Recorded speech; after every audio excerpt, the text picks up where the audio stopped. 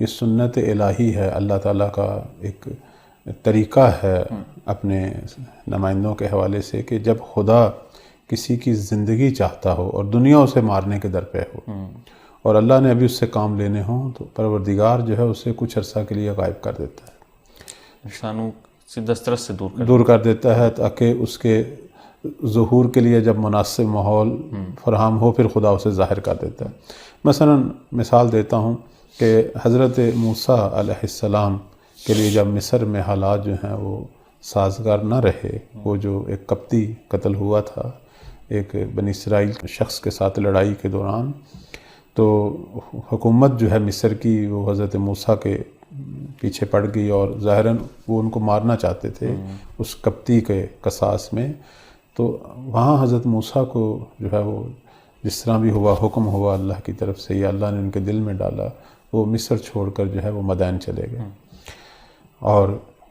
تقریباً جو ہے کئی سال جو ہے وہ مدائن میں رہے، اور جب حالات سازگار ہوئے تو پھر حکم خدا سے بے عنوان پیغمبر جو ہیں اور بے عنوان منجی بنی اسرائیل کے لیے ایک ناجی کے عنوان سے جو ہے وہ پلٹے اور پھر انہوں نے وہ نجات والا کام کیا اور لوگوں کو اس ظالم حکومت سے نجات دی۔ یا حضرت عیسیٰ علیہ السلام کے حوالے سے جب ان کی جان کو خطرہ ہوا اور ہر صورت میں یہودی جو ہیں وہ اس بت پرست رومی حکومت کے ساتھ مل کر جب انہوں نے ٹھان لی کہ ہر صورت میں حضرت عیسیٰ کو قتل کرنا ہے اور اللہ نے ابھی حضرت عیسیٰ سے کام لینا تھا، تو پروردگار نے حضرت عیسیٰ کو اٹھا لیا اور حضرت عیسیٰ ابھی تک زندہ ہیں، یہ ہم سب مسلمانوں کا عقیدہ ہے، لیکن غیبت میں ہے۔ یا مثلا آپ دیکھیں خود ہمارے پیغمبر اکرم صلی اللہ علیہ وآلہ وسلم جب ہجرت کے دوران جب ان کی جان کو سخت خطرہ لاحق ہوا تو حکم خدا سے غار ثور میں انہوں نے 3 دن پناہ لی اور 3 دن کی غیبت تھی، اور جب خطرہ ٹل گیا تو آپ مدینہ کی طرف آپ جو ہے وہ چلے اور مدینہ میں بالآخر ایک وسیع استقبال ہوا اور پیغمبر کی اتنی حمایت ہوئی کہ بالآخر پیغمبر عرب کے حاکم بن گئے۔ وہی جو مارنے کے لیے جو ہے پیغمبر کو اور ستاتے تھے اور مارنے کے لیے چلے آ رہے تھے، وہ سب جو ہیں وہ ایک دن امت پیغمبر تھی اور غلام بن گئے اور بالآخر جو ہے نبی ان پر بھی جو ہے وہ حاکم بن گئے، چونکہ اللہ نے جو ہے ابھی ہمارے پیغمبر سے جو ہے یہ کام لینا تھا۔ تمام انبیاء کی زندگی میں ہم غیبت کو دیکھتے ہیں۔ شیخ صدوق علیہ رحمہ نے کتاب کمال الدین کے اندر باقاعدہ اس پر باب لکھے ہیں، ہر نبی کی غیبت پر ایک باب ہے۔ حضرت یوسف کی غیبت ہے، حضرت موسیٰ کی غیبت ہے، حضرت صالح کی غیبت ہے، حضرت عیسیٰ کی غیبت ہے، حضرت ابراہیم کی غیبت ہے، حضرت نوح کی غیبت ہے۔ تقریباً اکثر پیغمبروں پر جو ہے انہوں نے پورا باب، البتہ احادیث اور روایات کی شکل میں، جس سے پتہ چلتا ہے کہ اکثر جو ہمارے انبیاء تھے وہ اسی سنت الہی کی وجہ سے کہ جب بھی ان کی جان کو خطرہ ہوتا تھا تو پروردگار کو ابھی ان کی زندگی عزیز تھی، خدا کو ابھی ان کی زندگی چاہیے تھی۔ ہمارے وقت کے امام کی غیبت میں ایک اہم ترین جو وجہ ہے وہ یہی ہے کہ اس زمانے میں 260 ہجری میں اس وقت کی حکومت جو ہے وہ آپ کو قتل کرنا چاہتی تھی، اور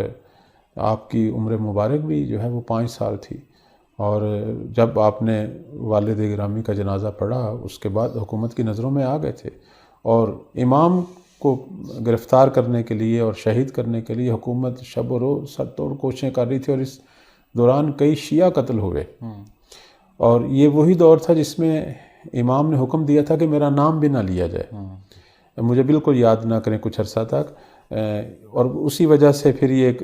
ہمارے ہاں چلا آ رہا ہے کہ مولا کا نام نہ لیا جائے۔ مولا نے منع کیا، اصل میں اس زمانے میں منع کیا تھا کہ جب مولا کی جان کو خطرہ تھا، حفاظتی تدابیر میں سے تھا کہ نام نہ لیا ہاں، کہ مولا کی جان کو بھی خطرہ تھا اور جو مولا کا نام لیتا تھا اس کی جان کو بھی خطرہ تھا، خود شیعوں کو کہ آپ کی جان محفوظ رہے، آپ کا مال محفوظ رہے، چونکہ حکومت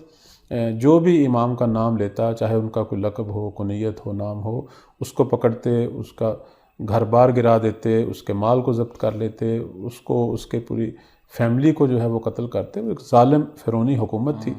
تو اس لیے مولا نے اس وقت منع کیا تھا، اور یہ ممنوعیت جو ہے یہ صرف اس دور کے لیے تھی، ورنہ امام کا نام لینا تو بالآخر وہ تو ہم جس طرح باقی اماموں کا نام لے سکتے ہیں، جب ہم پیغمبر کا نام لے سکتے ہیں تو ان کے وصی کا نام کیوں نہیں لے سکتے؟ اور جب اللہ کا جو ہے اس میں جل جلالہ خدا کے نام لے سکتے ہیں تو خدا کے بندے کا نام کیوں نہیں لے سکتے؟ ہاں، اس میں عموماً یہ کہا جاتا ہے کہ احتراماً جو ہے آپ القاب سے یاد کریں. جیسے ہم خود اپنے ماحول میں بھی بزرگ لوگوں کو ان کے لقب سے یاد کرتے ہیں. جی فلاں شاہ صاحب ہیں، فلاں چودھری صاحب ہیں. تو مثلا ہم دیکھتے ہیں کہ ان کے تخلص سے یاد کریں گے یا کسی اور عنوان سے. نام جو ہے وہ چھوٹا جو ہے وہ احترام نہیں لیتا کہ بے ادبی نہ ہو، لیکن اگر لے لے تو کوئی گناہ نہیں ہے. تو اماموں کا بھی عام طور پر جیسے ہم کہتے ہیں کہ امام رضا صلوات اللہ علیہ، یہ لقب ہے، اصل نام تو علی ابن موسیٰ رضا تھا.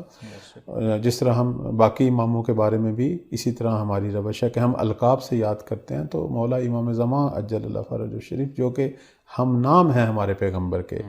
ان کے بارے میں یہی ہے کہ احتراماً جو ہے القاب سے یا کنیت جو ہے مولا کی، جیسے ابا صالح اس سے، یا جو القاب ہیں جیسے مہدی لقب ہے، قائم لقب ہے، بقیت اللہ لقب ہے،